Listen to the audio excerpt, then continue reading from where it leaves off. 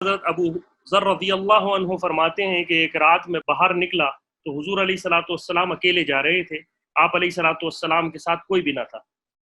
میں نے اپنے دل میں کہا شاید آپ علیہ الصلوۃ والسلام کے ساتھ چلنے سے آپ کو ناگواری ہو، اس لیے میں ذرا فاصلے سے چلنے لگا جہاں چاند کی روشنی نہ پڑ رہی تھی، یعنی اب ابو غفاری رضی اللہ عنہ کو رسول اللہ صلی اللہ علیہ وسلم دیکھ نہ سکے۔ اتنے میں حضور علیہ الصلوۃ والسلام نے مڑ کر مجھے دیکھا اور فرمایا یہ کون ہے؟ میں نے عرض کیا اللہ مجھے آپ پر قربان کرے، میں ابو ذر ہوں۔ آپ نے فرمایا ابو ذر ادھر آؤ۔ میں کچھ دیر آپ علیہ الصلوۃ والسلام کے ساتھ چلا، پھر آپ علیہ الصلوۃ والسلام نے فرمایا زیادہ مال والے قیامت کے دن کم ثواب والے ہوں گے، البتہ جس کو اللہ نے خوب مال دیا ہو اور اس نے دائیں بائیں آگے پیچھے خوب لٹایا اور نیکی کے کاموں میں خرچ کیا تو وہ مالدار بھی قیامت کے دن زیادہ اجر و ثواب والے ہوں گے۔ پھر میں حضور کے ساتھ تھوڑی دیر چلا، اس کے بعد آپ علیہ الصلوۃ والسلام نے مجھ سے فرمایا تم یہاں بیٹھ جاؤ۔ حضور نے مجھے ایک وسیع ہموار میدان میں بٹھا دیا جس کے ارد گرد پتھر ہی پتھر تھے۔ آپ علیہ الصلوۃ والسلام نے مجھ سے فرمایا میرے واپس آنے تک یہیں بیٹھے رہنا۔ یہ فرما کر حضور ایک پتھریلے میدان پر چلنا شروع کر دیا اور چلتے چلتے اتنی دور چلے گئے کہ میری نظر سے اوجھل ہو گئے۔ کافی دیر بعد آپ علیہ الصلوۃ والسلام واپس آئے تو میں نے دور سے سنا کہ آپ علیہ الصلوۃ والسلام فرما رہے ہیں اگرچہ وہ زنا کرے، اگرچہ وہ چوری کرے۔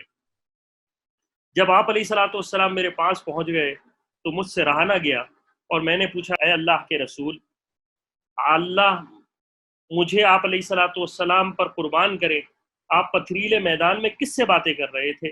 مجھے آپ کی باتوں کا جواب دیتا ہوا کوئی سنائی نہ دیا۔ حضور نے فرمایا یہ جبریل علیہ الصلوۃ والسلام تھے جو اس پتھریلے میدان کے کنارے میرے سامنے آئے تھے۔ انہوں نے کہا تھا کہ آپ علیہ الصلوۃ والسلام اپنی امت کو خوشخبری دے دیں جو اس حال میں مرے کہ وہ اللہ کے سوا کسی کو شریک نہ ٹھہراتا ہو تو وہ جنت میں داخل ہوگا۔ یعنی رسول اللہ صلی اللہ علیہ وسلم کو جبریل علیہ الصلوۃ والسلام نے خوشخبری سنائی کہ آپ اپنی امت کو یہ پیغام دے دیجئے، خوشخبری سنا دیں کہ جو اس حال میں مرے کہ وہ اللہ تعالیٰ کے سوا کسی کو شریک نہ ٹھہراتا ہو وہ جنت میں داخل ہوگا۔ میں نے کہا اے جبریل اگرچہ وہ زنا کرے اور چوری کرے؟ حضرت جبریل نے عرض کیا جی ہاں۔ حضرت ابو ذر رضی اللہ عنہ فرماتے میں نے عرض کیا یا رسول اللہ اگرچہ وہ چوری کرے اور زنا کرے؟ حضور نے فرمایا جی ہاں اگرچہ وہ شراب پیے۔ اخرج الشیخان، شیخان کا مطلب ابو بخاری و مسلم۔